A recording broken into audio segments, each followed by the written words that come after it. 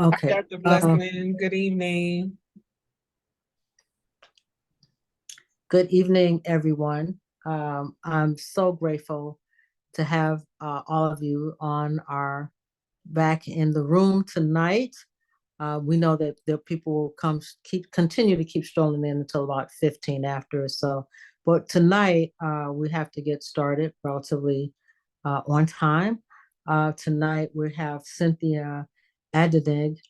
I hope I pronounced that right. We briefly encountered Cynthia last week. She was in the webinar presentation that Michelle had us review last week on long COVID, and now she is here to talk to us about her personal experiences with long COVID, to tell her story, and um, and in a format that allows her to speak as freely as she cares or dares to speak. There's no judgment here. No, you don't have to mince your words. You don't have to, you can just tell it the way you see it. Speak your truth. I pride ourselves on, creating spaces for people of color to be able to speak their truth, unfettered by anybody else's gaze, so to speak. With no further ado, yeah, let me backtrack. Um, Cynthia has been an advocate and an activist around long COVID issues. She came out of, I think if I remember your story correctly, she was an airline. She worked for the airlines. So we're talking about somebody that traveled, that had lots of energy, young, vivacious, vibrant, had a full life, and then caught COVID, and everything changed as a result of that. So this is somebody that, you know, that's coming into long COVID with, ostensibly, I don't know which airline she works for. I have a girlfriend that works for Delta. So, she got good insurance. She's okay, what we would call good insurance. Um, but one of the things that Cynthia is going to talk about is the inadequacies in the healthcare system in terms of meeting the challenges for those people who have long COVID. She got COVID in the early iteration of the pandemic in 2020. I'll let her tell that part of the story. But she's a very captivating speaker, so I'll let her tell her story and dive right in. Thank you, everyone, for being here tonight. Cynthia, take it away. Thanks for having me. It was actually my co-founder that was Oh, I had it wrong. Airliners. Sorry. I was a marketing specialist that also did a lot of work with nonprofits, especially women-owned and minority-owned and operated nonprofits in the area for the past, I don't know, decade or so. Mhm. Also was working on political campaigns of people of color, local, Right, trying to get community right. leaders in those really important seats in communities of color. And what else was I doing? Oh yeah, had a hospitality at my church. What else was I doing? Doing so much. Yeah, running two businesses from home and homeschooling my little child prodigy at the time. I think at that time he already was known internationally as a math prodigy. And so I was doing a lot, and I it was like March 2020, right when the shutdown happened. I really didn't like what I was seeing, like precautions wise. And so what you should know is one of my businesses that I was definitely the first Black owned K-pop clothing line in the country, probably the first K-pop clothing line anyways, period, in the country 10 years ago. And so I did a lot of interacting with the Asian community, and I saw that they were wearing masks. And I went and got some N95s for my mom, and I was like, I don't know what our government is doing, but I'm not doing what y'all doing. Around breathing y'all air. And so I just stayed in. I was already working remotely as a graphic designer and marketing, so I was working for a while. Unfortunately, my husband worked at the State Department, and they're traveling in and out. They're not doing any sort of, he's an essential worker. They weren't doing any temperature checks. They were doing no social distancing. I was like, listen, sir, And no mask, right? Huh? Yes, and And no no mask. mask. No, not even Mhm. right. And not even, they weren't even talking about masks this early in spring 2020. And I was like, listen, if they don't have anything, you need to take your behind home. Like you've got like vacation time or whatever. I don't trust the Trump administration to keep us safe. They don't look like they'll be doing stuff on the up and up. But he was like, oh no, it should be okay. And I'm like, you really shouldn't say. I wouldn't get my life with them. And sure enough, a couple days later, we end up getting sick, all getting sick. Asked for testing. They denied us testing, of course, because we didn't have traditional symptoms. None of us had a cough. None of us had fever. None of us had shortness of breath. So they denied us testing. Even I knew we all had COVID. My son was still breastfeeding. He never gets sick. So all of us are sick all at the same time. It's only one person leaving the house. So it doesn't take two and two together. You're running around your State Department and everyone else around you is flying in and out of the country. Why would you not get COVID, right? Right. And so it was really light though. It was like sniffles. It wasn't really that bad, but I knew it was COVID. And so a couple days later, we were all fine. And then I started feeling weird. Like my stomach just felt like off. And me being the person that I am was like, okay, well, let me just go get some more like probiotics or whatever. Just went down with some kefir milk, settled my stomach. It felt like amazing then. And I really existed off of kefir milk like April 2020, almost that whole month. But it was back when I started introducing food back into my diet when everything went mayhem. And that was on Mother's Day, May 20th of 2020. And I was going to have my Mother's Day feast of like, it was like 2 pounds of shrimp because I really don't like to share. And then I had already baked my famous banana bread, like 2 loaves. So again, don't like to share. And then was going to sit down and watch some what was I going to watch? I think what was coming out then? It's like a Disney movie that was coming out at that time. And my son had just went to sleep and I was like, man, I'm gonna watch my movie. I was gonna have a good time. I was super excited in the kitchen by myself, like humming around, like, oh my God, get my own food. So you know how it is when you have all your snacks, your kids are not around you, so they ain't asking for nothing, and it's just you. Yeah, right. and so I went and I bit into the shrimp, and I was like, wait a minute, whoa. Like it just like my jaw felt really tight and like it wouldn't move. And if you ever saw me eat shrimp before, you would know that there's like nothing that would keep me from Eating shrimp, right? from That's eating shrimp. So right, I was really right. mad. Like I was mad. I had to spit it out because like it just wouldn't, like I tried to swallow it, but it wouldn't work. It was like my tongue wouldn't work. I was really angry. I was like, whoa, I'm missing like just that one morsel. I was pissed. I was like, wait, something's happening. But I do have a fish allergy, so I thought maybe it was like cross contamination. But it just felt weird. It didn't feel like a normal fish allergy. So I just wandered over, went and sat down on the couch, and then like my heart started racing. I was like, whoa, that's not what an allergy does. So I was like, am I having a heart attack? I don't know. It's really weird. It felt lightheaded, dizzy. Went to the ER. They were like, yeah, we think it's an allergy or anxiety. And I'm like, no, I don't have anxiety. I just play video games with my son at home. This is really not a problem. Come around. This is a shutdown where I'm working remote anyways, and I'm just playing Xbox right now. Like this was my first vacation in like 5 years, like the shutdown. And so I knew I wasn't stressed out or anything. And I was like, nah, y'all crazy. I'm not, no. And then I knew I had shrimp like 1 week ago from Red Lobster, a lot of it. Red Lobster and Olive Garden because I love shrimp. And I was perfectly fine. And so I was like, y'all are crazy. There's something wrong happening here. And then like a couple days later, that happened again. And then a couple of days later, it happened again to the point where it's starting to happen with all food. And I'm like, whoa, how do I become allergic to all food overnight? Something's very, very wrong. And the scariest moment that I will never, ever, ever, ever forget was I believe May 29th, which I think is the day after my dad's birthday.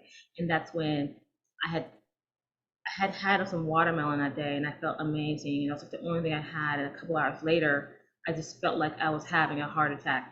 And oh no, the doctor's office. In the evening, I was trying to go to my doctor's office and I just knew I wasn't going to make it. So my husband had to turn around and drive to the ER. And I remember I was losing consciousness there and I didn't know if I was going to die. And it was really, really scary. I remember being on the phone with 911, asking them to come behind us because I don't know if I'm going to keep consciousness on this couple minutes drive to the hospital. I remember them talking to me and I couldn't respond. Like my tongue felt like stuck. I couldn't move it. And I was just trying to get the words out, but nothing would happen. By the time I got there, I had lost feeling in my hands and feet. Oh, they're paralyzed. So my husband had to drag me out of the car into the ER, and I was sobbing and sobbing. And I was telling them, like, I knew something was wrong and you guys didn't help me. I knew something was wrong. And they were, of course, treating me like I was hysterical. But I was telling him before, like, this is not what an allergy doesn't paralyze you. They still treated it as if it was panic attack. Makes no sense. Like they like to do. Or that I was a crazy person, and they were like, oh, just follow up with your doctor. And that was like the scariest moment. I remember thinking, just sitting in the car, like, I have to stay, I have to keep consciousness. I don't want to die before my son turns 5. Like, I can't, this can't be it. And it took everything in me to keep my consciousness. Thankfully I did, but it was one of the scariest moments that I had. And then as I progressed after that moment, I started going to starvation, dehydration for several weeks. I had about 200 calories a day for 6 weeks. I don't really remember June 2020 because I starved that much. At the same time, my heart rate was up. It would be like 125 in my sleep. So I'm shredding weight crazy, like 5 pounds a week. I remember walking past the mirror one day and to the next, I couldn't see, I didn't know who that person was. I was losing weight so fast that I couldn't even, it was just transforming my body like crazy, having that high of a heart rate, at the same time having that low of a calories, to the point where I lost the ability to walk. I ended up in a wheelchair for several months. My legs were so weak, and I knew I was dying, and I was going to the ER, and they kept telling me I'm fine. And even when I was being hospitalized for starvation and dehydration, they were trying to say it was psychosomatic, and I'm like, dude, this is just, do you know what I've been through? Like, as a Black woman, a shutdown is not gonna make me not eat food. Like, the food is like the epicenter of my being. Like, I eat when I'm sad, I eat when I'm happy, I eat when there's food there, I eat when I meet a new person. Like, I'm adventurous, very welcoming. You can give me a cricket with barbecue sauce. If it's crispy, I'm gonna try it at least. Like, I don't have a high threshold for eating food. They're like, no stress of a pandemic. What is that even? Is going to make me shut down to the point where I can't walk or eat food or not be with my child? That was the first time I was ever away from my child, was when I was in a hospital. So I was like, no, you guys are wild. I'm not listening to anything you're saying to me. It's a no for me. You can keep saying whatever you're gonna say, but I know something's wrong with me. And so that's when I was looking online, and I found a group of people in like end of June-ish, that were calling themselves long haulers on a Facebook group. And I saw the symptoms, and I was like, that's exactly what I have. Yeah. And by then, there were thousands of people already in that group. Thousands of people. Think, this is summer 2020. There were thousands of us all over the country already there. And we were like, whoa, what's going on? Why is no one talking about the fact that people are getting COVID, even mild, and we are crazy sick, like crazy sick. Our hearts are pounding, we're passing out, we're fainting, we're starving, all sorts of crazy stuff. People's nails were like eroding down to the nail bed. So many of us lost teeth overnight, or lost the ability to walk overnight. And I'm talking about, we're in our 20s and 30s, and it was like a war zone in there. Like that first wave of us with long COVID, it was just us with us. And so we are the family that we had. Like, no one else was like really understanding when we would have these different symptoms and go to these different doctors, and then they would rectify themselves and have a new one. Like, even my family, they were like, are you sure you're sick? Or like, is that what really happening? It was like the wild west, the way. So we were just trying and going to the hospital and just keep getting out and get kicked out. And then, at least to that fateful day in September. I think it was September of 2020, where I went to the hospital and my heart rate was so high. And again, at this time, I'm almost entirely wheelchair dependent, and my oxygen was dropping. And I told the hospital, like, I need to be monitored. I'm scared, like, I'm gonna like die in my sleep. And they decided to threaten to have me arrested with security and have me escorted out. And I was like, what are you doing? Like, why would you not? Like, what is, I don't understand. Like, I don't know, like, I have on film, like, I actually filmed my oxygen dropping before I went there because they kept like not believing me. So I was like, fine, I'll film it. But they wouldn't even look at the film that I had to even hook me up to the machine at all. And I was like, I don't understand why I'm getting kicked out. All I'm doing is saying like I need to be monitored. You could just put me on here whenever I'm here. The alarms go off anyways of my heart rate and oxygen. You can just monitor me and see that. And so it was just like, no, you need to leave now. It was really scary because again, I wouldn't have gone there if I wasn't afraid that if I went to sleep, I was going to literally die in my sleep. Especially, I'm in the middle of, starvation. I had already been hospitalized, I think twice for starvation by that point. And I think at that point they had found that I had a tear in my esophagus spasms, and a few other things. And so it was really traumatic, but I knew that I had the film. I knew I had no one would believe me. And so I started filming, put it on Facebook, and thankfully I was already in the BIPOC group that Dr. Margot Gage had created for us with long COVID, and she had already been interviewed by media. I think she's the only Black woman at that time interviewed by media about having long COVID. So she sent my video to New York Times and to Washington Post, and then that's when Washington Post picked up the story, and that's how I got my journey started with advocacy in long COVID, and that morphed into my work with long COVID legislation. I've worked with every piece of long COVID legislation, which I can get into later. How that happened, that was a true sisterhood moment, actually. But how I even got started in legislation was purely out of sisterhood. It had nothing to do with strategic maneuvers. But what I can say is the work that we did to get long COVID recognized was absolutely intentional. And those of us from the first wave intentionally sought out different journalists and media to force the government to acknowledge that we existed, because we just knew they were going to drag their feet about it, our existence, and not give us the health care that we needed. And so a lot of us were just like hunting down different news agencies and saying, hey, interview us on long COVID. And well, I don't think we even called it long COVID, and we called it long haul. So we were intentionally forcing it because we wanted to force the CDC, NIH, recognizable illness, and then start, creating resources and care for us. So that was 100% patient done and intentional that we got the acknowledgement of long COVID when we did. And I was in the group of the first person that did. Karen, who's co-founder of Long COVID Alliance and has her C19 LAP. She did the first symptom study within the group. So by the time our government did like 6 symptoms, she had already done like 30 or 50 within our group. So she was always ahead of the government and making them look bad, which would pressure them to step it up and really start acknowledging just the magnitude and the breadth of harm and scale of what was happening. And I also helped be part of the team that did that first economic impact projection of long COVID. I helped put that team together with Karen. And then what else have I done? I've done a lot of stuff that people don't know about, because I actually prefer to be like behind the scenes doing the actual work than being forward facing.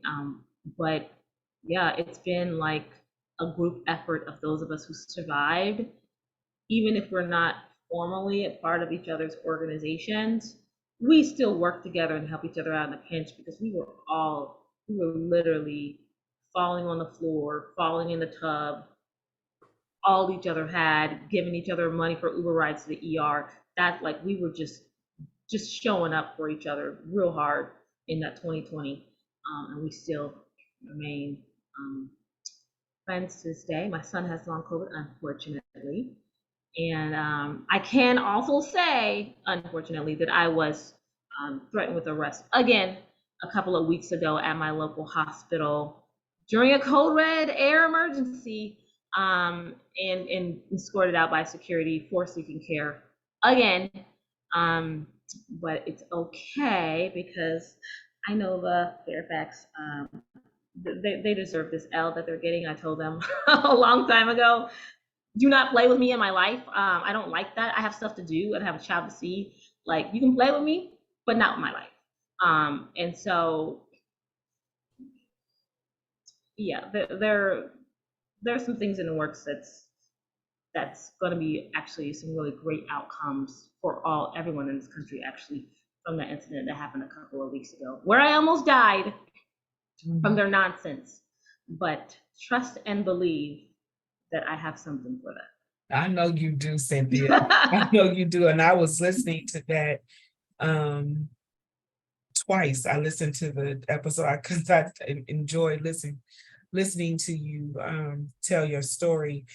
One of the things that you said earlier on, how you all were helping each other in the Facebook group back in 2020. And I was sharing with the group last week, I think, about how, or with Dr. Blessman, I know she and I we talk a lot about our early beginnings.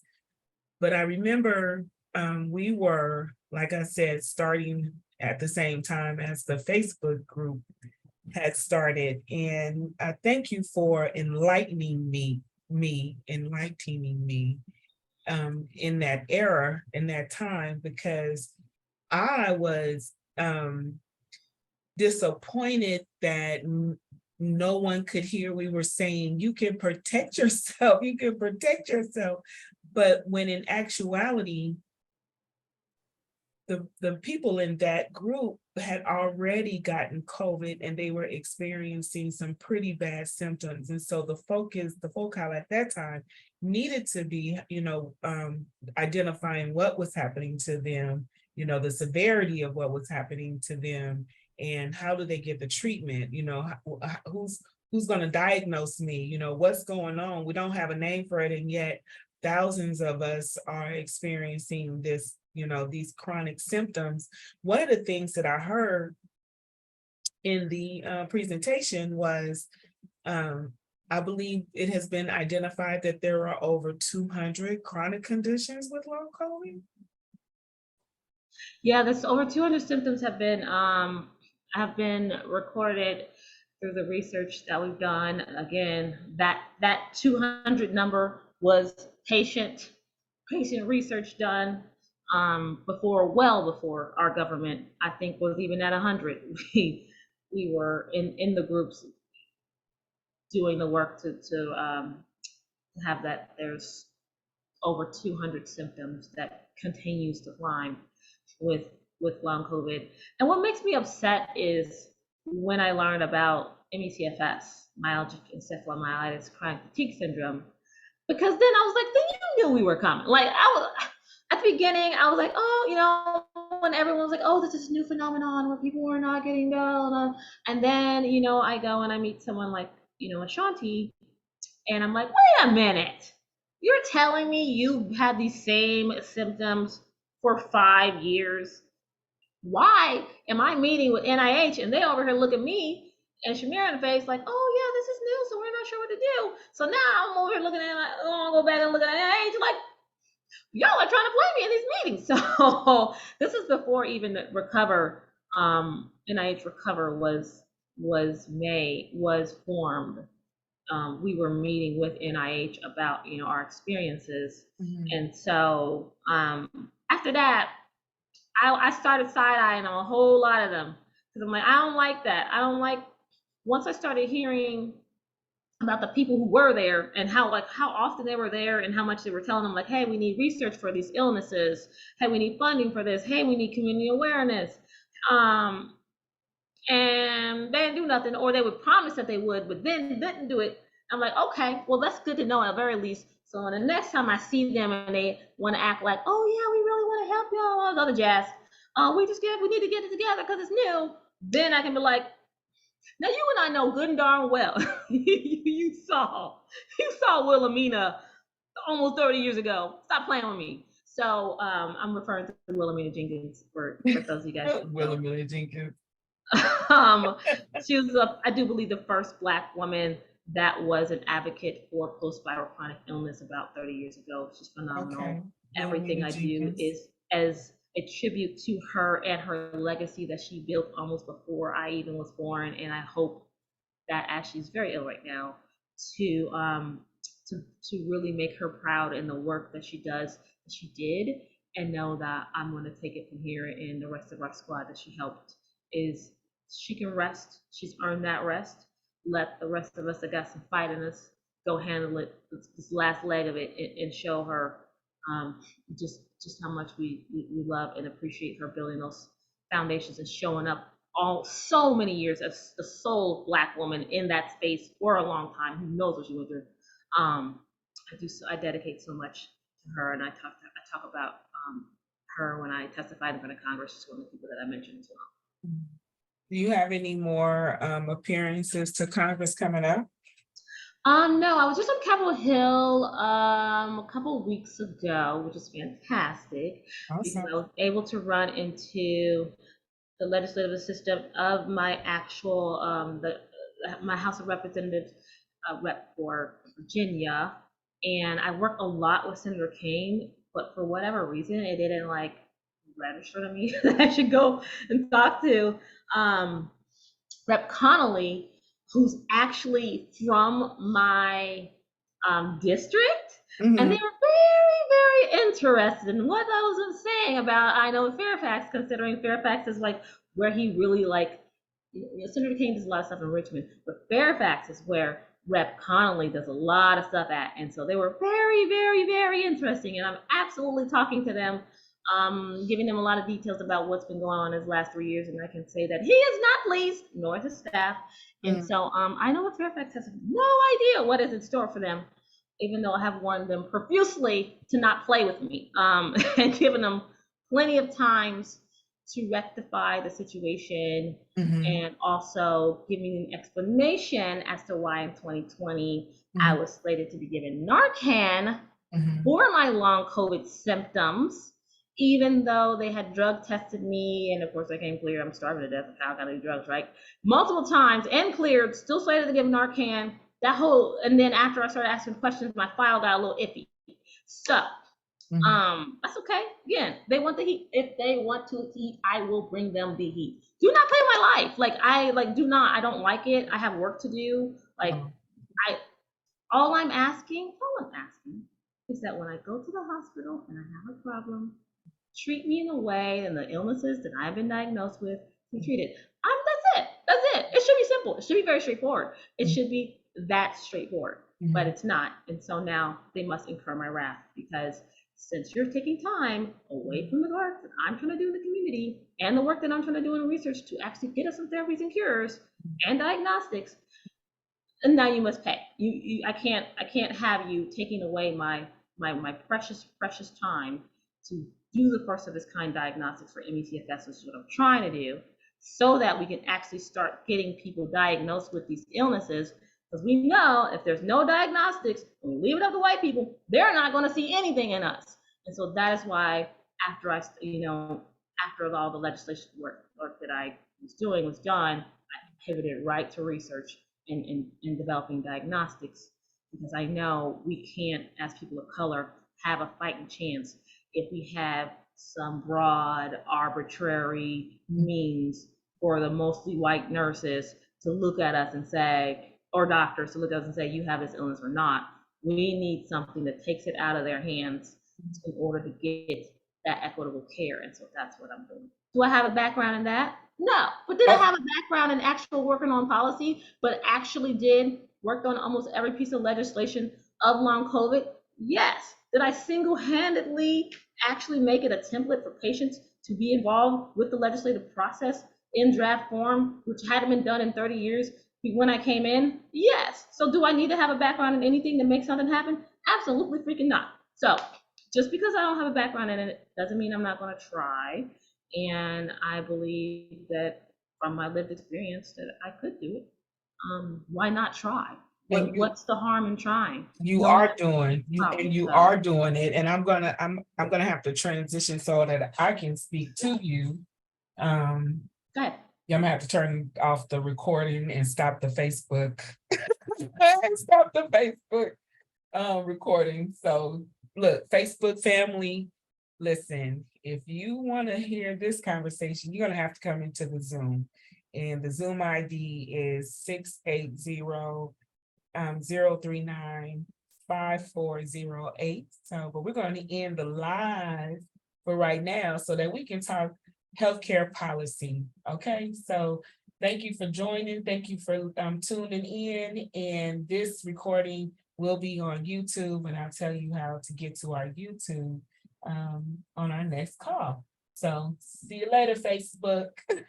Hold on, Cynthia, because I really want to talk about this policy. So I'm gonna stop this live stream. And then what I'm gonna do here is put the recording on pause, and we'll pick it back up. I just want to give you some insight. I have a comment. I did not know that with the mild symptoms that you had, that you could still end up with long COVID, long haul. I did not know that. I thought it had to be those people that got it really, really bad and had to end up going to the hospital to end up with long COVID. This is really a surprising thing to hear.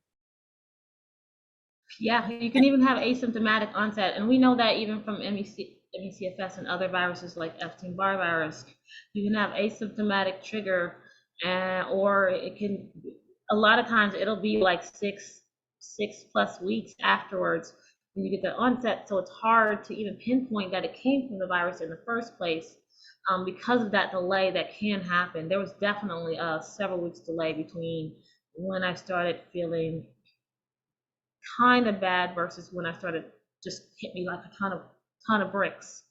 And you know, we know that from other viruses for like several decades, especially like Epstein-Barr. I think even measles. I think it's what cytomegalovirus too, C as well. I actually just got out of a meeting with a phenomenal researcher who has post-viral chronic illness from Epstein-Barr virus, who has been researching for like 30 years and is doing work with MECFS and long COVID because she is herself sick. Was able to tell me about all the other viruses and how they have that lag that makes it hard for people to pinpoint. But when you start looking at like tissue samples, that's when you see it. And a lot of it you'll miss with the blood samples. What you also know is I never even tested positive for an antibody test. I got antibody tested 3 months afterwards. And so now we know that like, I don't know, like 30% of us or something like that don't generate enough antibodies to show up on the test. And then I also got T-cell tested, and my T-cell test came back inconclusive for COVID. So at this point, even this far in, I have no sort of scientific measurement other than exclusion that shows that it's COVID that made me this sick. Because my other reinfections have been completely asymptomatic.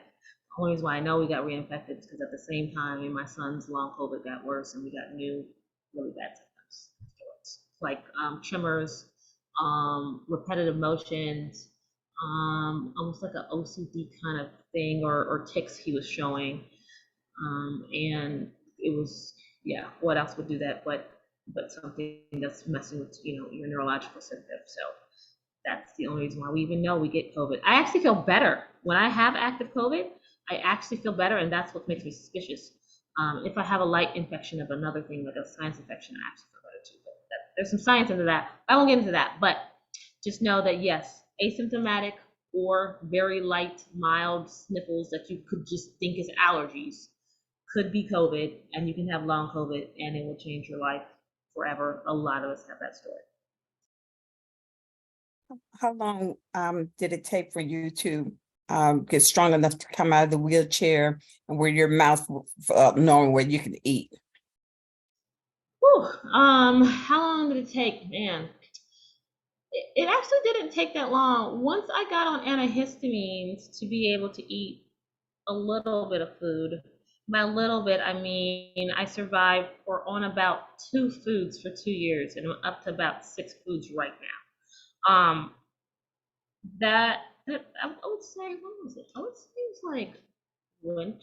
It was just a couple of months, and I had a phenomenal physical therapist. I was so lucky to not just have a phenomenal physical therapist, but to have already talked to Ashanti by then, Wilhelmina by then, to be warned to take it low and slow, as to not harm myself more by pushing too far and too fast and making myself more sick by trying to take on way too much exertion. So it was, I would say, like maybe only like 6 weeks of physical therapy. But I still have probably 40% numbness in my hamstrings even now. I had a terrible neurologist, so they didn't really do a good job at pinpointing if I have Guillain-Barré or small fiber neuropathy causing the damage. They don't really care about our lives. So yeah, I still don't know what the numbness is from even 3 years in, but I am grateful that I had people that were looking for us women of color in the MECFS community to come and find and guide us and get us around some of these hurdles that they knew was coming, to make sure that we had a safer recovery, or else I know I would have been like gung-ho with that. I'm like, I want to walk that. I'm gonna do an hour of physical therapy and not, just pace myself out and give myself the grace to have times when I didn't do that, like when I couldn't progress. Like that was a really hard time for me. Was right when I was getting to go from the wheelchair to the walker. And then I would have a day when I needed to be back in the wheelchair. Like those were really, really hard moments at 36 years old. And mind you, I'm borrowing my grandma's wheelchair, and it was really difficult. But I'm forever, forever grateful for Ashanti for talking to us and really letting me know that I should give myself the grace to have ups and downs, and give myself the grace to have good days and bad days. It doesn't mean I'm doing anything wrong. It's just part of the illness. And that I, as a Black woman, can have a hard time. And if I'm having a hard time, I can reach out to another Black woman and say, listen, this is rough. Like I need something. I need encouragement. Like I'm having a hard time. So that has been, I'm so thankful for that message early on, because it made that journey a lot. I really would have beat myself up a lot more if she hadn't prepped me in the rest of, the group of us that she was meeting with that understanding that, just lean on each other and don't give yourself the hard time that as Black women who are so used to carrying so much of the community on our backs and families on our backs, but not letting others care for us. And so I'm grateful for that. That's resilience, that's strength, and that's definitely a purpose-driven life. As you were talking, I was thinking that too, Cynthia, that we, when we're looked upon by the world, our strength, how strong we are, that's our lead in.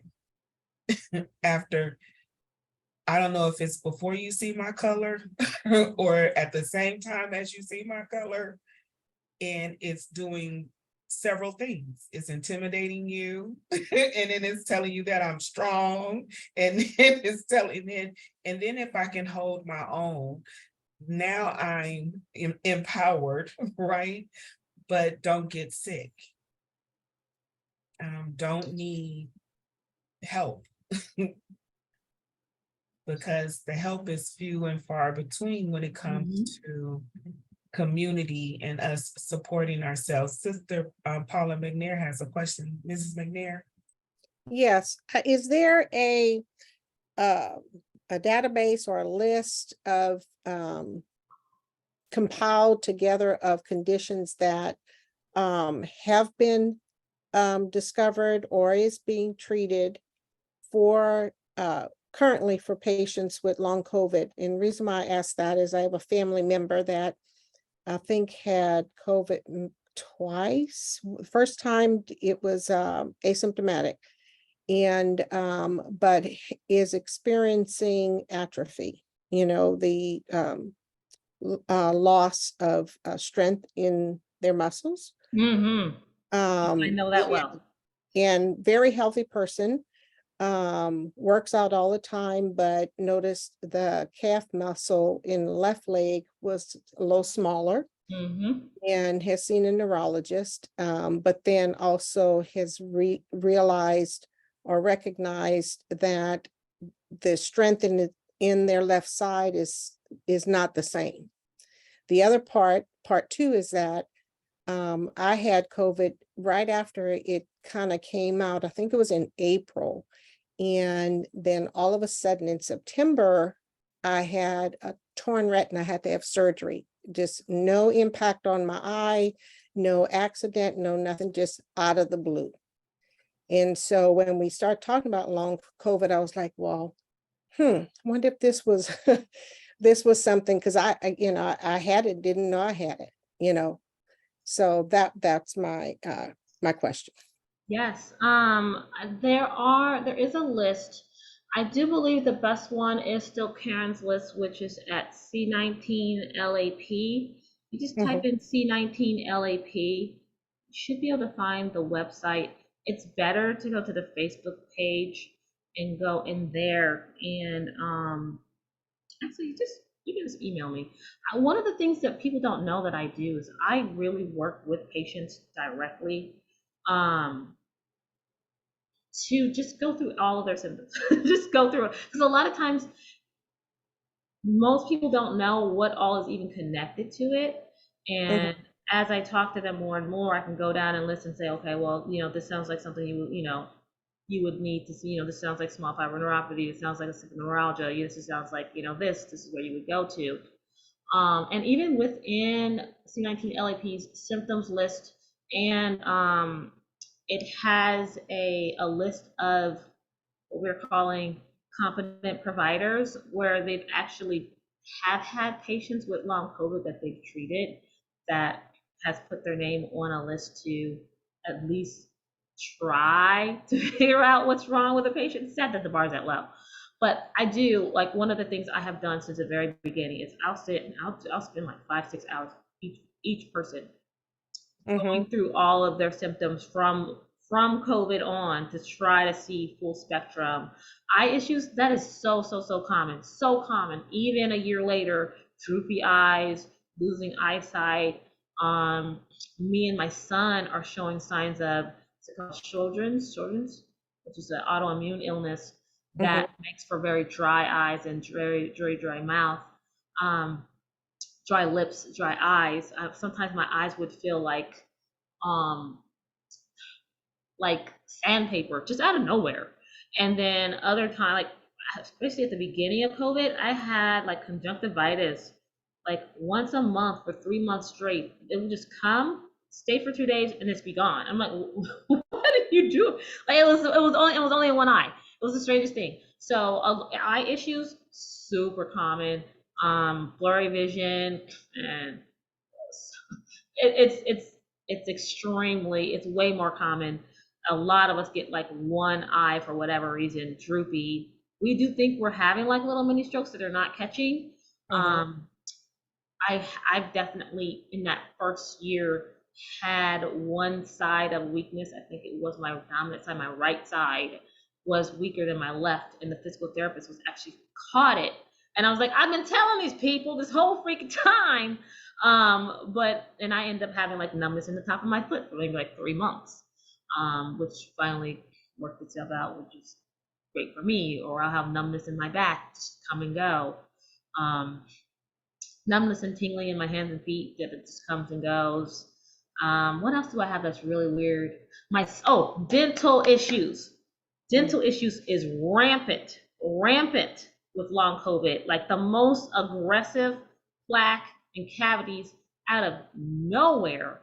we've seen since the beginning with long COVID. So there's so much and there's layers. So a symptoms list is good. C19 LAP definitely has a symptoms list of the over 200 list.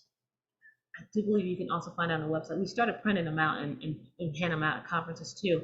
But when it comes to like sorting through, because there's so much overlap in like autoimmune and other illnesses, it's really a lot easier and better to come to like this OGs of the space and just say like, okay, this is the cluster that I have based off of this.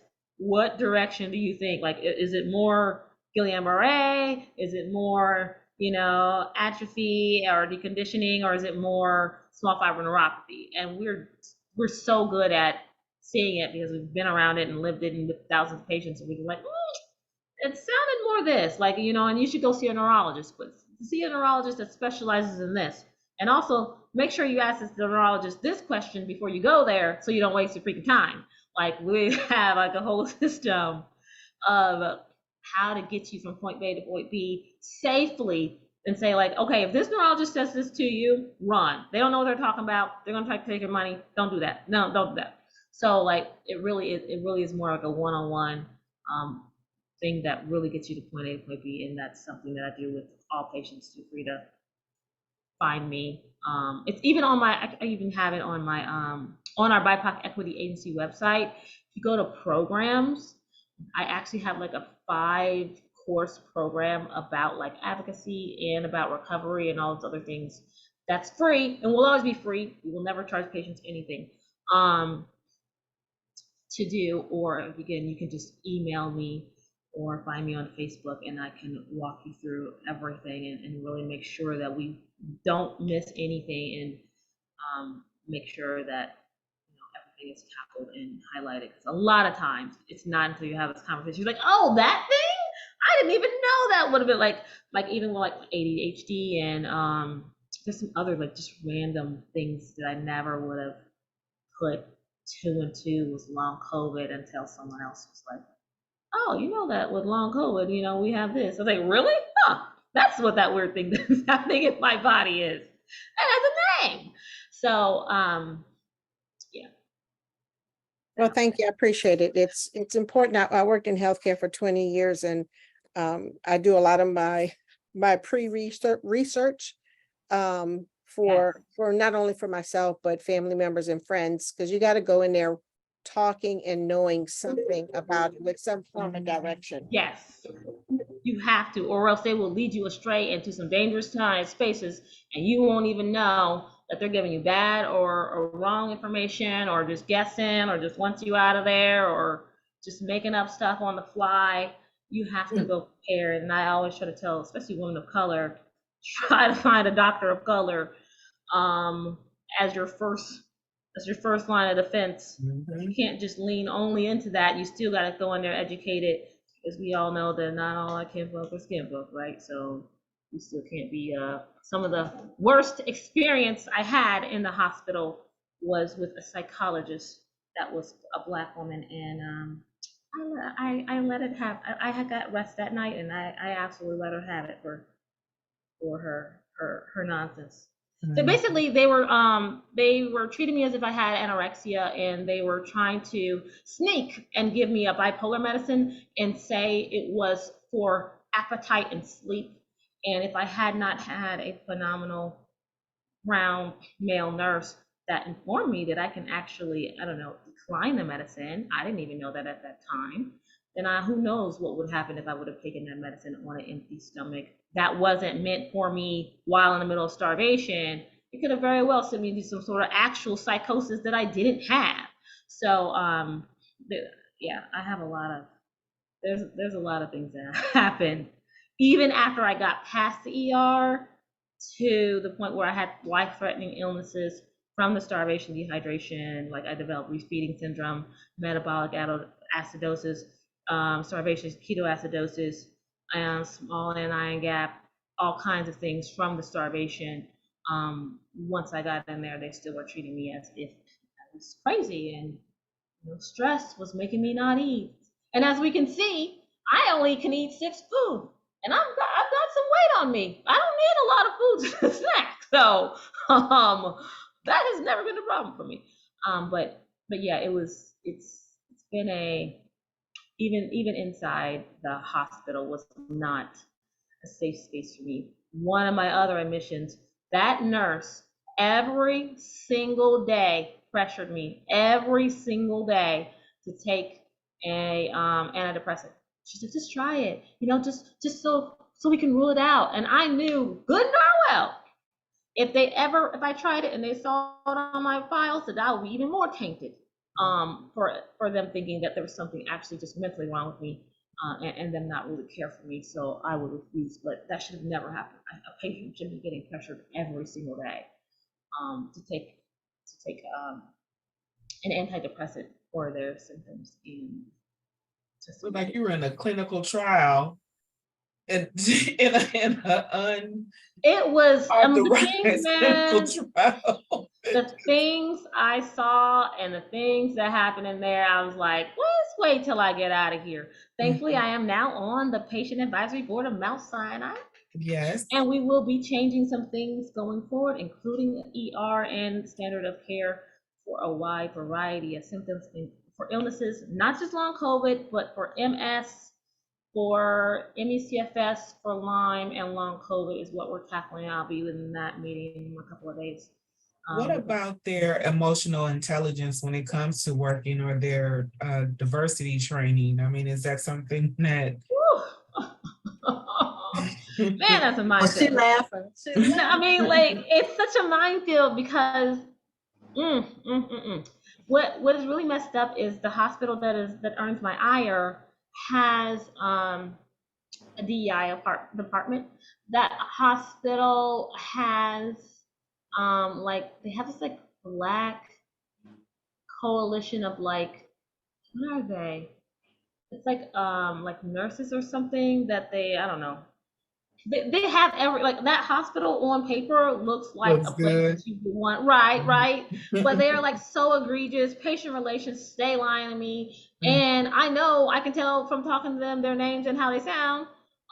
The people with patient relations that I'm talking to before I even get to the director are black, and they're the ones lying to me before I even get to that line director. So yeah. Wow. Yeah, this is so complex. It's so systemic. It's a highly rated hospital. The good news is, because of their nonsense, I have been further motivated to make radical sweeping changes across the nation. And I am working on the first ever disparity index score for healthcare ever. There doesn't exist one now. We can't possibly know the scale of the harm if we don't have a scoring system for it, right? Right. So I'm working on that.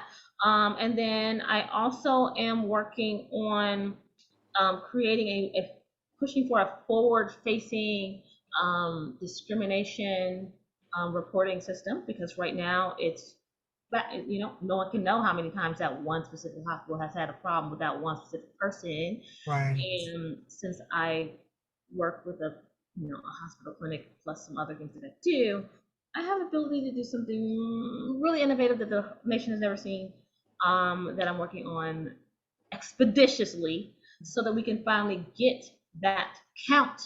Because once we get the count and the scale of it, then you can go to Congress, then you can go to HHS, all of whom I already have a relationship with, and say, we know what the magnitude is, run us our coins, get some legislation together, right, and fix it. So is there money out there though, Cynthia? Was the grant funding available? I mean, what are they? Because I've been looking and scouring the system. We've created a guide for seniors to help them navigate these viruses. Well, COVID for one, and any other airborne virus. And it's a great tool. I want to make sure we make some time with each other. For resources, yes. Me, you, and Dr. Blessing, and my COVID-19 senior team, because we have a work product that's pretty much completed. And we do have a rollout for it, but it needs to be visible. It needs to be nationwide. Here, PCORI is where it's at. Have you tried for a PCORI grant? So say that again? A PCORI grant. Have you tried for PCORI? No, can you spell PCORI is that? definitely where it's at. I mean, like PCORI, that's what they do. Like NIH has all the money, like the biggest money, but PCORI specifically funds programs and research that is geared towards populations that don't usually get a chance to compete with those big NIH ones. So highly, highly, highly, highly recommend PCORI grant. Looking for that. My little homies out at University of South Carolina are phenomenal at getting actual like education programs funded. They are one of our collaborative partners at BIPOC Equity Agency. In fact, they're the ones that trained me and my co-founders in long COVID research review. We are I think, only 2 women of color in the country that are trained in that through the University of South Carolina Patient Engagement Program. And you can actually get a PCORI to help fund your program as you to bring and train more of a specific population in that certain thing. And then if you do it through PCORI, they will then market it on their own. I know it's awesome, right? For you. So Yeah. yeah. That'll work. Mm-hmm. Oh yeah, and FYI, highly recommend to make your life a little easier with the grant writing. Ask ChatGPT a few questions about that. You know what angles are good. Go Okay. from there instead of working from scratch, and then save yourself some time. Well, we wrote a program though, Cynthia. We had a awesome program for the state of Alabama. They rolled out a call for a grant, and it was great. It was awesome, but we're not in there. You know, it's who you know in that. Oh yes, it's always that, right? Time, right? And I had no idea. I thought that they could see the breadth and width of the program itself and how it would have made a difference with educating our people around COVID, because at the time we were still flaming. We had opportunities for community workers and all, but now there's a shift in how in the approach to COVID, because we're not getting the numbers. We do know that it's still out there and people are still getting sick, people are still dying, and it's only being monitored really through the wastewater. And so through the wastewater, they know that it has been an uptick. And so, but what we don't really know is how it will begin to impact our community again. So what we do have that we have created out of our community is really a toolkit of what you need at home to make sure that you can take care of yourself and your family, your loved ones, so that you would be safe as we go through this ongoing pandemic. So that's one of the things that we also have is a toolkit that needs to be put into the Public sphere. into the public sphere. I 100% agree. I think what would be good, let me see. I do believe one homies and ancient. You said that was like for the elderly community. We definitely have a guide for the senior community, because when we looked at the research and the data, we could clearly see after researching for 3 years that the most impacted by this virus have been our seniors. Have you looked at, I know there's an office in HHS that does, isn't there an office at HHS that does programs for older adults? I think a great space to try is the office for older adults. Well, at the very least, there is a program for older adults. So it has several different programs within that at HHS, but there is also a long COVID specific office of HHS, which would probably be very, I think that, is that Allison? Would be very interested in that, in at the very least. Talking, so I know that they're building out like their website for resources right now. Highly, highly recommend reaching out to the long COVID office. I think it's just Allison. Her name is Allison or Anita. She's gonna be upset because I literally just saw her and I keep forgetting. And I just emailed her literally yesterday. But definitely reach out to that directly and see if they're interested. They're really awesome there, because it is a small new office. It's not like, I don't know. I guess I have kind of a different life anyway, since I know them all now that HHS accidentally through working with Senator Kane. But Yes. They really are interested, not just that for that purpose, but because of Biden's memorandum on long COVID mandated that the government take some steps, government agencies take some steps when it comes to equity in healthcare and special populations too. So you're actually doing them a service by letting them know that you exist. And because it's a mandate, right? So yeah, just go into the HHS and website. There's like little different offices in there, and I think it's like, I forget what it's called, but there is an office for that population. But then also within there is specifically the long COVID one, which I think just got a new name yesterday or something. But it's there, and that should be a good space for you. But definitely go back and look at PCORI. PCORI should be funding everything y'all do. Like I'm not gonna come out of pocket for nothing. I'm gonna have PCORI funding what I'm investigating, me actually making the program, the marketing. Now that I know that PCORI will do it, and for millions of dollars too. Like I'm not talking about like, oh, a couple $100. No. PCORI is really, yeah, especially when it comes to long COVID related post-viral illness and communities of color. PCORI is handling business. Highly recommend you go that route and try to get some of those PCORI grants. And FYI, we are available for letters of support. BIPOC Equity Agency is Okay. with those things. So we can get with you offline to explore that, to get contact information, explore. Yes, please do. I am forever the strategist. All right. Yes. Yes. Run those coins without being that out of the pockets of our community. That's what I'm about. Like, look, we know how to make a way out of no way. That's what I'm over here doing. We're not trying to run any in our pockets, do fundraising on our own. These government, they got money to give. I got money to figure out how to pay. So put it back into our communities, help build up our communities while they're playing around with legislation. I'm gonna go do it my way. So.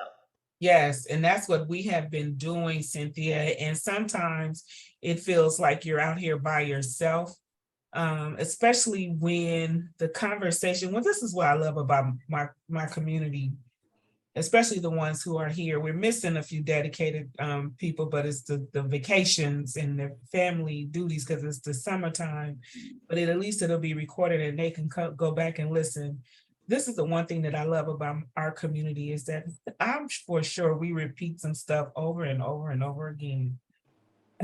For the most part, we do have great topics, great facilitators, great instructions, good support for each other. And I know that this has really evolved into a support group of some sorts. But we maintain being educated about what's out there. Working with the products that we have research products that will protect you from viruses, that will protect your airspace with AirTamers. We created partnerships with the owners of AirTamer. When Living Guard was a thing, we had a relationship with Living Guard for their mask and their PPE. So we're not strangers to this space. We just don't have the visibility. So what we do is we are like, tell a friend, tell a friend. And some of our community members, it's difficult for us as an organization to get people interested in what we're saying. I'm sure it's very difficult for them to get people interested in what they know and saying, but we're family. So we will play games with each other. We have giveaways. And we support each other in a lot of different ways, especially when Miss Shirley realized she had long COVID. And this was her only community at the time that understood the traumatic experience. If we didn't understand it, we were here to listen, and to get her frustrations, listen to her, talk about how she's, accessing this clinic and that clinic and going here and going there and giving us those tools, like you need to get your report, your blood work done 3 months afterwards. And this came after, I just gotta add this. Miss Shirley was turning 70 years old, and she gave a fierce 70th birthday party. When I talk about fierce, I'm talking about, baby, it was off the chain. She had everything her guests needed to be safe from COVID and any other airborne virus. At the time, I think we were probably dealing with Omicron then. And not a soul at her party left with COVID. That's how it's done. intentional she was about her celebrating and invested in them being safe. It was after her birthday party, she contracted COVID, with not just like that, like your snap of a finger. And it has been a change in her life ever since. Yes. I don't know if Miss Shirley is on. She was. See here. What you guys should know is, Yes, she's on. COVID changes your immune system for a very long time, and it's going to change us to the point where our clinical trials are going to have to be different. That's one of the things I've been talking to some of them at FDA and some researchers about, is even if you don't get long COVID does such a number, even asymptomatic, on your actual immune system and the immune system response, that it shifts how you react to even other viruses anywhere 3 to 6 months, we believe, and puts you in a position to develop the long version of another virus. For example, I do believe that is why my cousin is paralyzed from the waist down from asymptomatic mpox. He became paralyzed this past Christmas. He drove into the hospital. He had numbness and tingling in his hands and feet, something I'm very familiar with from dysautonomia, and he's never walked since. And he's younger than me. He's about a year younger than me, so I would say like 36 years old. And it's devastating watching the little boy that used to dance everywhere that I taught to read at 5, just waist away, below the waist. And what's even more upsetting to me is they had him in the hospital and they weren't even doing anything to tell him about changing his diet. Like, if you have inflammation in your spine, they're saying you have inflammation in your spine as to why that you are ill. You should be not having a low inflammation or anti-inflammatory things in your diet too, because it doesn't matter how much foods you're putting, how much medicines you're doing for the inflammation, if you're putting inflammatory foods in your body and keeping the inflammation up. And it's those kind of things that just makes me so upset about our state of healthcare, because that's just so simple. Like, I remember one time I was in a hospital and they were trying to get me to eat cake and ice cream. Now, as tempting as that would be as a person who's literally starving to death, I know from experience that just one bite of even like a fruit made my body feel crazy.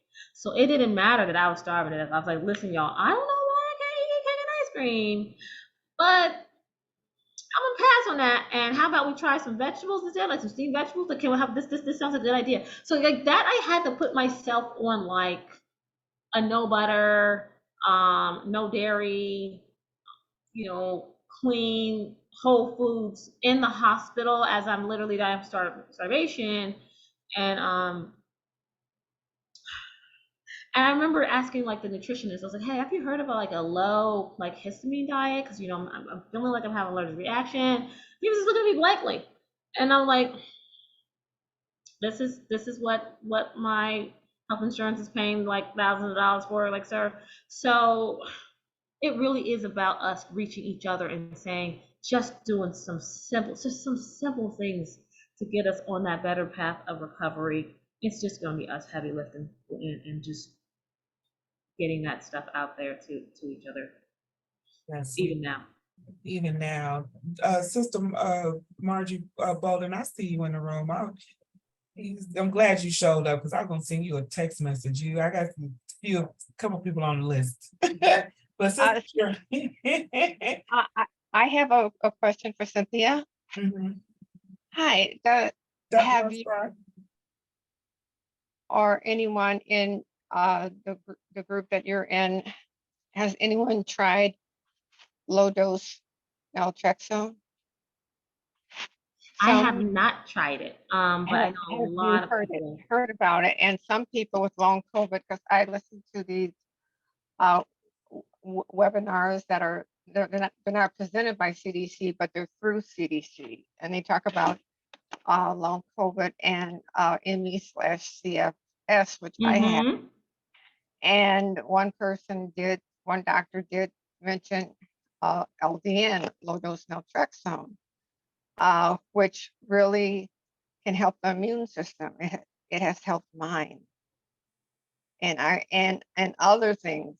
So I'm wondering, do you know of people that use that take that? Yes, lots. I know lots of people that have taken it even before long COVID. You're correct. MECFS community will take like a small like lower than therapeutic dose of something like an Ativan to help their symptoms when it comes to fatigue and a bunch of other symptoms. So yes, I won't take it. The reason why I won't take it is because my hospital clearly already thinks I'm crazy, right? And so how much harder would it be if I'm already it's only been about a month. It hasn't even been a month since my hospital had me removed by security. And because they think I'm crazy, even though I have, I think, 5 diagnosed illnesses. And they have 5 different locations of post-COVID clinics, including on campus, to the one that had me escorted out by security for my long COVID symptoms. We won't get to that. But yes, that is why I won't take it, because they already think I'm crazy. So if they already think I'm insane, and then they see that on there, on naltrexone on there, even if I go to like a hospital out of the network, the first thing they're going to see is that, plus whatever the heck else they have hidden flagged on my medical files. So if I come in there with anaphylaxis or whatever else that happens to me, they're just gonna look at that and be like, oh, she's just hysterical, and they're gonna just brush it off. And so that's why I won't do it. There's a lot of things that I won't try, just because of that. I just, it's not worth it. They're already almost trying to kill me, just criminally neglectful with my life. And I don't need to give them any extra help with just furthering that bias. And so I won't, even though I know a lot of others who are taking it and getting better. The good news is I don't really have an issue with fatigue. I did radical resting for a full year. So I wake up fully rested and ready to fight and kick butt, which is why you see me as I am today. But I assure you, I couldn't even brush my hair for months at a time or even pick up a water bottle that first year. I was so weak. I couldn't even pick up a remote or put my shoes on. I was so weak. I couldn't clap for my son's birthday. I remember, I'll never forget his 5th birthday. I was too weak to clap for him. I was so weak, and I got better through rest. And so yes, but yes, you're correct. I'm seeing a lot of that. I haven't seen anyone really have issues with it. And I'm glad that more people are becoming aware that has been a tool. For me, in the early days, I was taking, what is that called? It's a supplement that is for cellular health. What is it? There's one called D-ribose. That's one. Acetyl-L-carnitine. Mm. There's My others. brain, it's been so long since 2020. But anyways, cellular health, I actually have it written out somewhere. If you look up, if you just Google like Cynthia Adinig Kindred, you'll find my guides. I write guides. In my recent one, I wrote like what I would do differently knowing what I know now, or I think it's called something like 5 things I would do differently. And it really lists out a list of like supplements, a list of like food, a list of just lifestyle changes that I would have done differently going into it, and what I recommend. And that I do believe that one thing that I'm talking about is on that list. It's very, I don't have time to get into that amazing thing, but just know that there's a doctor that I met in my last hospitalization. She was a fantastic catalyst to me getting better. She prayed with me, she cried with me, she listened. She coordinated with my primary care provider before I was ever discharged. She's the one that actually got me on the physical therapy. I didn't know you could actually get physical therapy in the hospital. And so that doctor, Dr. Terrell, I will never, ever forget, because she was the light that I needed in a really, really rough time of being passed around and just kicked out of hospitals and not believed and not listened to. And she's the one that got me on the antihistamines that helped me finally, and the beta blocker that helped finally get me out of that feedback loop of starvation, at the very least, get me to 2 foods, which I can do, to finally, have a more stable time. Have you ever written the Joint Commission to complain about the hospital? Yes. So Senator Kane's team has been freaking wonderful, and they are really helping me. Going through this entire civil rights. Yeah, they recommended that I file a civil rights complaint, and they are helping me file some other complaints with the hospital. Shout out! I mean, honestly, a lot of our politicians get a lot of bad rap, but when I tell you, Senator Kane's team is not playing around. First of all, he's got a lot of Black women on his team. They're phenomenally great. But everyone on his team is great. As a lot of you guys know, Senator Kane does have long COVID. But like when I say they showed up for me, like when they found out that hospital was acting up, like they reached out to the hospital to, like they were not playing. The second that they got into office, they were like, oh no, we're not doing this. So they really are not playing around. Like they're checking in on me like, hey, just so you know, here's some extra links to file that complaint. Like Good. so good about making sure I know every avenue to file against that hospital, and talking to the hospital to try to reach out to those directors directly from their office to be like, why are you trying to kill the person that's over here working on legislation for long COVID? Especially when she literally told you she's working on legislation for long COVID and the continuing education programs that you will eventually know and abide by. Stop trying to freaking kill her. Like, let her do her job. Like, can you just give her a Benadryl so she doesn't die? Like, that's all she's asking for. So, yeah, I'm going to be, I am filing. I'm not just filing for that one. Reason why you're hearing me do this laugh is because I actually recorded a conversation with the director a couple of days ago on the phone. We are a one-party consent state, and got him to admit that we actually had a phone conversation way back in March, before this last incident where I almost died unnecessarily happened, because they made it so that there was like no paper trail to really show that I had already complained to them about how they almost killed me in January from a very, very similar incident, and how I was really going back and forth and trying to get them to come to a proper standard of care for me. And so they're sneaky and whatever. There was never a paper trail that I even spoke to him. So I was able to call from a different number, because I noticed they were dodging my number, and record their conversation. I hope they see this, by the way. I recorded their conversation and I got him to confirm that I actually did talk to him all the way back in March about this very same incident, which could have been absolutely freaking preventable. And so, yeah, I Good sure. for you.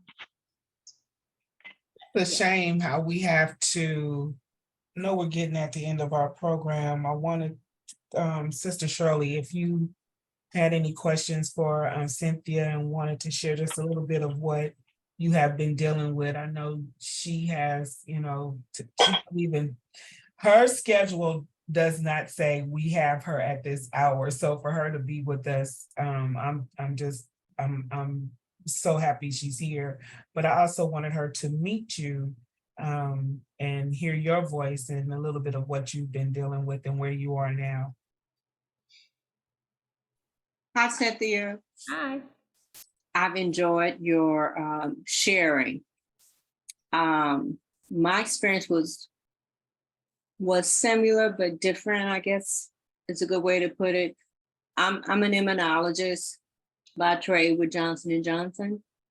And I also have a lot of autoimmune diseases like rheumatoid arthritis. And now I also have osteoporosis and osteoarthritis and fibromyalgia since I've had COVID. So I did skip COVID for the party, like she told you, invited someone to my home and I got it from them. And then I ended up with long haul. So one of the things that I've noticed is when they start to work with you, the two things they're going to test you with is going to be the neurology piece, cognitive, brain fog, and then the lung piece. So I went through the MRIs and the testing, and then I got submitted to a clinic. And I've been going for about 8 or 9 months, and I'm still going. So what I've discovered is a lot of the hospitals, the big hospitals, do now have a long haul clinic attached. And what I think is real easy is to just pick up the phone, call those clinics, let them assess you and evaluate you, give them all the signs that you have going on.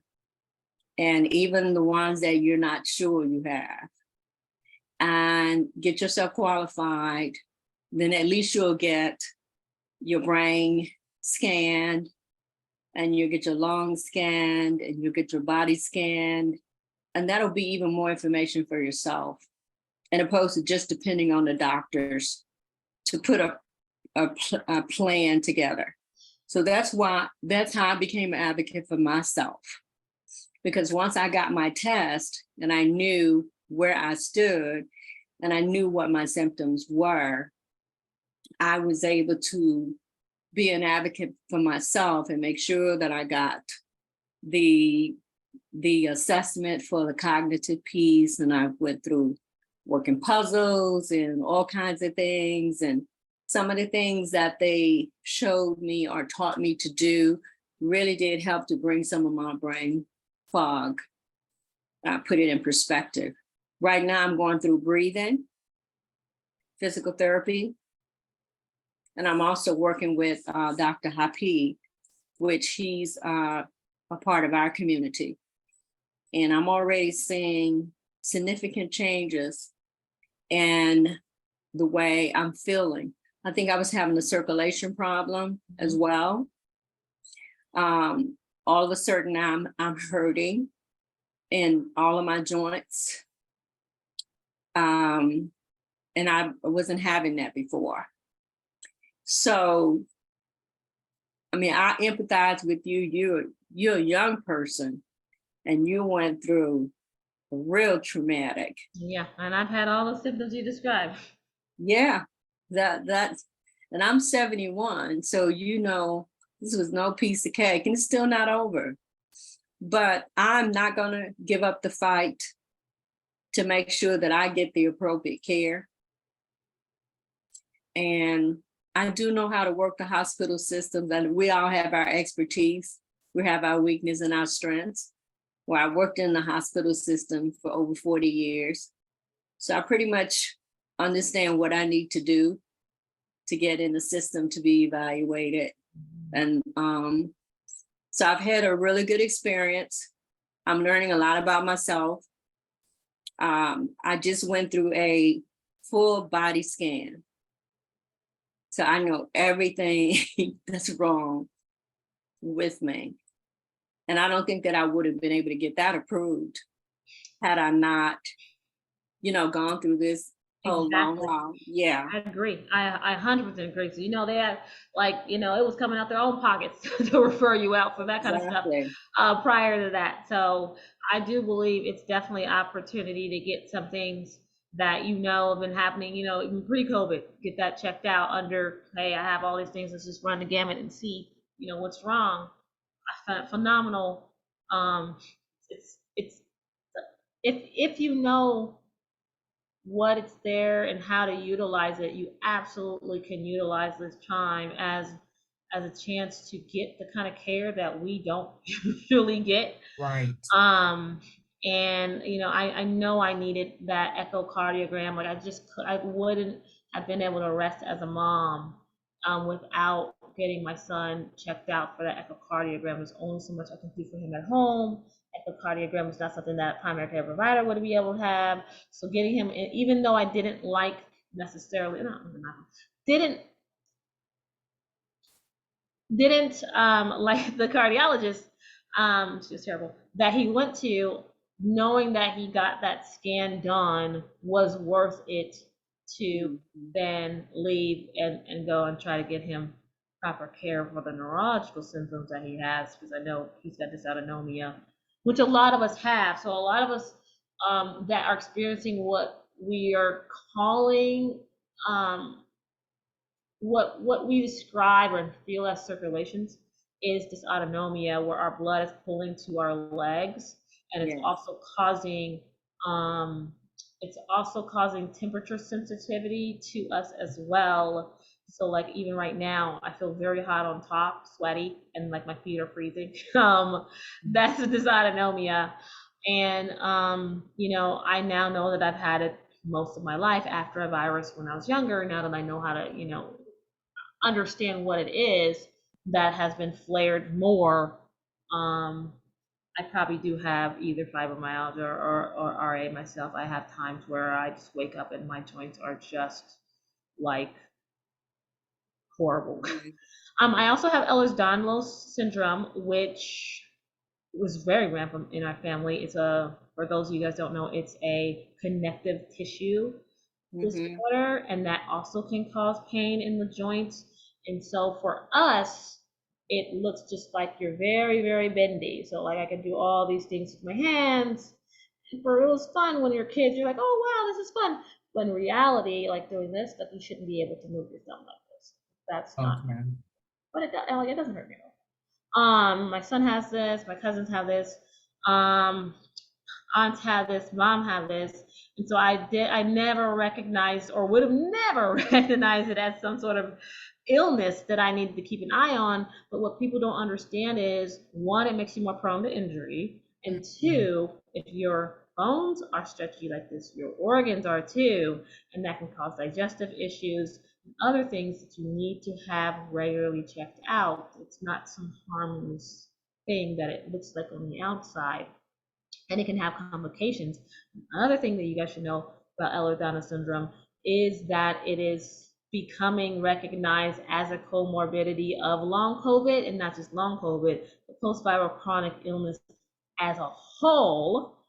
I think it's something like 30% of us that end up having long COVID have Ehlers-Danlos syndrome. And so for those of you that can do all these things with your body, you're super bendy, you're good at yoga with effortlessly, that's not necessarily it's not as harmless as it appears. And it's something that is a great thing that all the researchers are now like salivating over, is a great time to go and start getting evaluated for that now, and really arm yourself with the knowledge of top to bottom, how that affects your body, short term, long term, and so that you can even start getting flagged for different like labs and things to make sure that you're healthy long term and not missing on any complications, and that your doctor even is aware that having that could make you more prone to a fall or a break later on in life, and be a lot more cautious about your life and your health.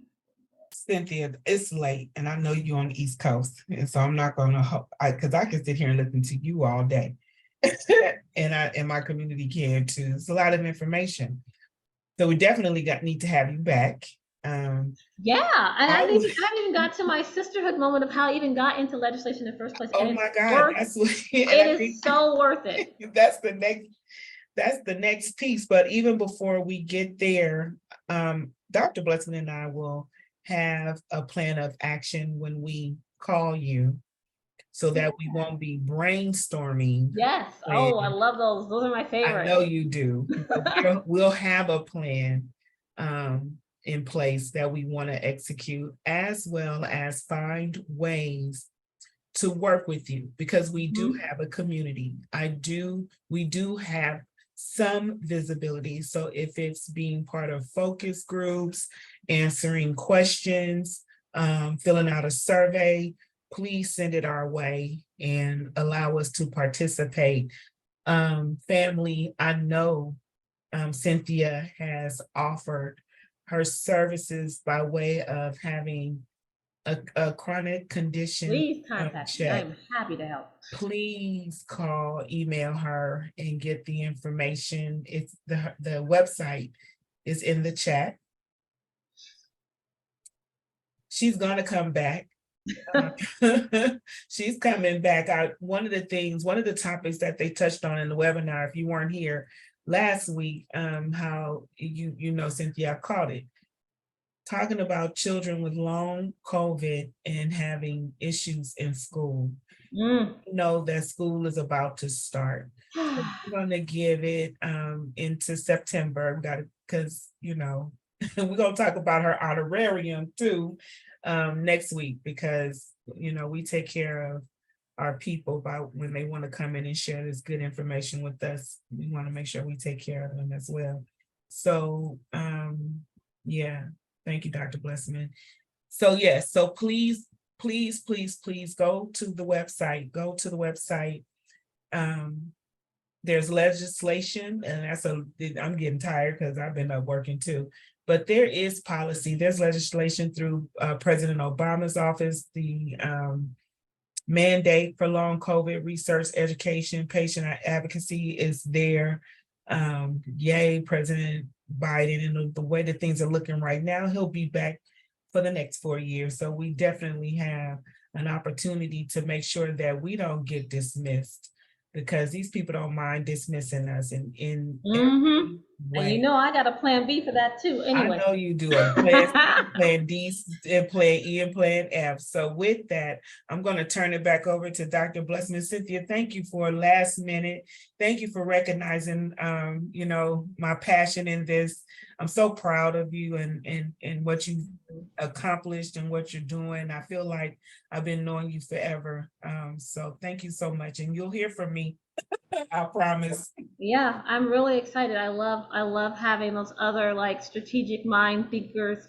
This is like a huge undertaking. I always say many hands make light work. And this is really, you have to make, it's like a multifaceted issue. This is really like a small portion of what we know is a very large problem, you know, historically. And so I'm always happy to find someone with that strategic mind that's like, okay, I'm good at this, I'm gonna tackle this, I'm gonna tell you what I'm up to, let's figure out where you fit in, how I can help you, how you can help me, and we can execute this and elevate this in a higher level. That's just like how our whole squad operates. So this is very good. Well, we appreciate your thought partnership in this. I already see a number of areas in which we could utilize your expertise. And Michelle and I will, particularly around how we can fund some of the work that we're already doing. Yes, I look. If anyone can make a way, I'll no way. I am that person. So Okay, you know, we have, so we will definitely be getting with you around that. So I'm not going to keep you longer. We will have you back. Thank you, thank you, thank you, thank you. thanks for having me. Um, we will call it a night for today. Awesome. Okay. We'll see what that little kid is up to. And, We haven't even gotten to Little Genius Junior. Maybe you guys can have him some other time. Yeah. Well, I have a child, and I know we've had a couple of people. I have had a child that's had COVID, and we've had a couple of people in our group who've had children or grandchildren that have had COVID. We've not talked about what that has meant. I don't know if anybody's keeping kinds of symptoms people are having. I have a godchild who had it would start off as irritable bowel syndrome, but now it's gone, since he's had COVID, gone into full blown Crohn's. Oh Like yes. off the chart. Uh-huh. So, you know, I suspect that it's related to COVID. Oh, it definitely is. Okay. So we have a lot to talk about. Mm-hmm. I'll let me know if you want to bring little. I think my son's interviews for another thing's coming out tomorrow. But let me know if you want him. He literally is like a little child prodigy. He's teaching himself immunology right now, and the research. Just sits in the research meetings with me with the different researchers. So he has a lot to say about his symptoms and B cells and T cells and all that other jazz. So, it's fun. Okay. All right. So All good right. night. I love you Good night, all. everyone. See you. Please next reach out week. if you need me. That's why I'm here.